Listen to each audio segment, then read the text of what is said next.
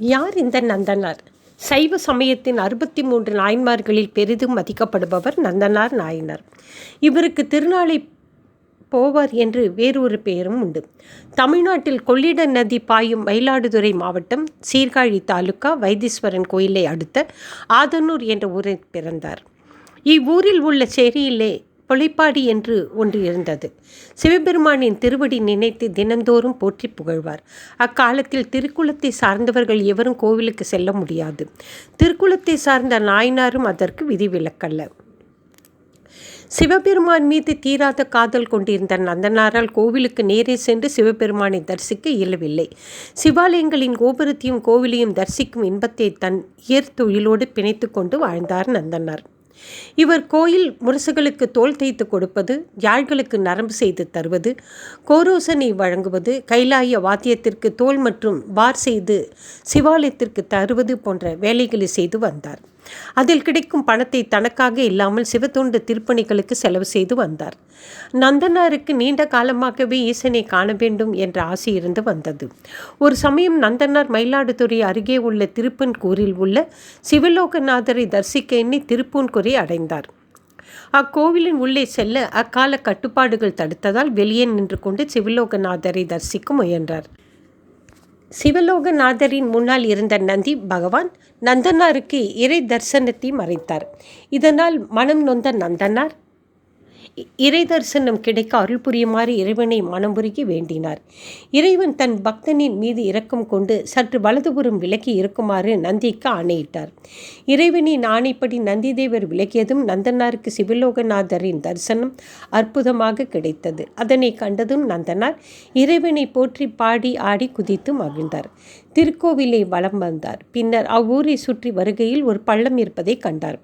இவ்விடத்தில் குளத்தை வெட்டினால் திருக்கோவிலுக்கு வரும் அன்பர்களுக்கு அது மிகவும் பயனுள்ளதாக இருக்கும் என்று எண்ணி தம்முடைய உடல் வலிமையால் அவ்விடத்தில் குளத்தை வெட்டினார். இது போன்று தன் ஊருக்கு அருகில் உள்ள பல ஊர்களுக்கு சென்று திருத்தொண்டு புரிந்து வந்தான் நந்தனாருக்கு ஒரு நாள் தில்லை பெருமானை தரிசனம் செய்யும் ஆசை பெருகியது. ஒரு நாள் இரவு தில்லை தரிசனத்தை நினைத்து கொண்டிருந்த நந்தனாருக்கு தன்னால் கோவிலின் உள்ளே சென்று ஆடலரசனை வழிபட இயலாத சூழ்நிலை நினைவுக்கு வர அவருக்கு சோர்வு ஏற்பட்டது. சிறிது நேரத்தில் மீண்டும் தில்லை தரிசன ஆசை நந்தனாருக்கு உண்டானது. நாளை போவேன் என்று எண்ணிக்கொண்டார். மறுநாளும் நந்தனாருக்கு தில்லை தரிசன ஆசையும் தில்லைக்குள் செல்லாத தன்னுடைய சூழ்நிலை சோர்வும் ஆட்கொண்டன. மீண்டும் நாளை போவேன் என்ற எண்ணம் அவருக்கு உண்டானது. இவ்வாறு நாளை போவேன் என்று ஒவ்வொரு நாளாக கழிந்து கொண்டிருந்தது.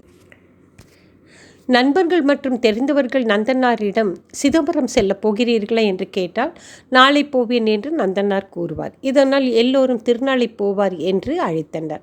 ஒரு நாள் வானத்தில் மேகங்கள் ஒன்றாக கூடி சிவலிங்கமாக நந்தனாருக்கு காட்சியளித்தது. நந்தா, நீ சிதம்பரம் வா என்று சிவபெருமான் அழைத்தார். அன்றிலிருந்து சிதம்பரம் செல்ல வேண்டும் என்ற ஆசை நந்தனாருக்கு கூடிக்கொண்டே சென்றது. தில்லைக்கு செல்ல போதிய பணம் இல்லாத காரணத்தினால் தன் முதலாளியிடம் சென்றார். நந்தனின் இந்த சிவபக்தியை சாதகமாக பயன்படுத்தி அவரை தன் பண்ணையிலும் வயலிலும் வீட்டிலும் நிறைய வேலை வாங்குவாரே தவிர நந்தனுக்கு பணம் ஏதும் தரமாட்டார். கேட்டால் நாளை தருகிறேன் என்று கூறி வந்துள்ளார்.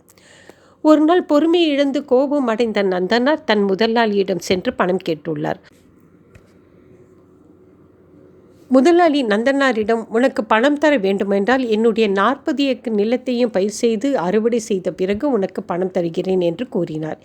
இதை கேட்டு அதிர்ச்சி அடைந்த நந்தனார் விவசாய நிலத்திலேயே அழுதபடி மயங்கி விழுந்தார். நந்தனாருக்காக இன்னொரு அற்புதத்தை நிகழ்த்தினார் பெருமான். விவசாய நிலம் அனைத்தும் பயிர் செய்து அறுவடைக்கு தயாராக இருந்தது. கண்விழித்து பார்த்த நந்தனார் பெருமகிழ்ச்சி அடைந்தார். இறைவனை எண்ணி போற்றி புகழ்ந்து பாடினார். இதை அறிந்த முதலாளி சிதம்பரம் செல்ல பண உதவி செய்து அனுப்பினார். தில்லை எல்லையை சென்று சேர்ந்தார் நந்தனார். எல்லையில் வணங்கி நின்று அங்கு எழும் வேள்வி புகையையும் வேதம் போதும் ஒளியையும் கேட்டார். கோயிலுக்குள் செல்ல மனமில்லாமல் வெளியே பயந்து நின்றார். இரவு பகலாக தில்லையை வலம் வந்து இந்நாள் தரும் ஈழிப்பிறப்பாகிய இது இறைவன் ஆடல் புரியும் பொன்னம்பலத்தை வழிபடுவதற்கு தடையாய் உள்ளதே என்று வருந்தி உறங்கச் சென்றார். நந்தனாரது வருத்தத்தை நீக்கி தில்லை கூத்த பெருமான் அவரது கனவில் தோன்றினார். இப்பிறவி போய் நீங்க எரியனிடை நீ மூழ்கி முப்புரி நூல் மார்புடன் முன் அணைவாய் எனக்கு கூறி அவ்வண்ணமே வேள்வி தீ அமைக்கும்படி தில்லைவாழ் அந்தணருக்கு கனவில் தோன்றி அருள் புரிந்து மறைந்தருளினார். மறுநாள் திருக்கோயில் அந்தணர்கள் ஒன்று கூடி திரண்டு பூர்ண கும்ப மரியாதையுடன் நந்தனாரை கோயிலுக்கு அழைத்து வருவதற்கு ஆயத்தமானார்கள். அவரை ஜோதி வடிவில் இறைவன் வர சொன்னதாக சொல்லினர். என் வாழ்வில் எத்தனையோ அற்புதங்கள் செய்தார் இறைவன், அவையெல்லாம் நானே எதிர்பாராதது.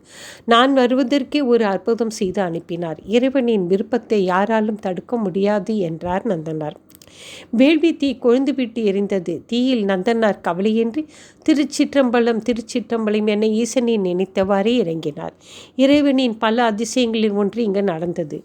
தீயில் இறங்கி தன் உடல் அழிய பெற்று அழகிய ஞான ஒளி வீசும் தெய்வீக தோற்றத்துடன் பொன்னொளி வீச வெளிப்பட்டார் நந்தனார்.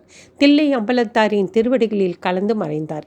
இவ்வாறு தன் வாழ்வையே சிவபெருமானுக்கு அர்ப்பணித்த நந்தனாரை புகழ்ந்து செம்மியே திருநாளை போவார்க்கு அடியேன் என்ன சுந்தரர் பாடியுள்ளார். ஆண்டுதோறும் நந்தனாரின் குரு பூஜை புரட்டாசி மாத ரோகிணி அன்று விமர்சையாக நடைபெறுகிறது. ஓம் நம சிவாய நமக. ஓம் நம சிவாய நமக. நன்றி, வணக்கம்.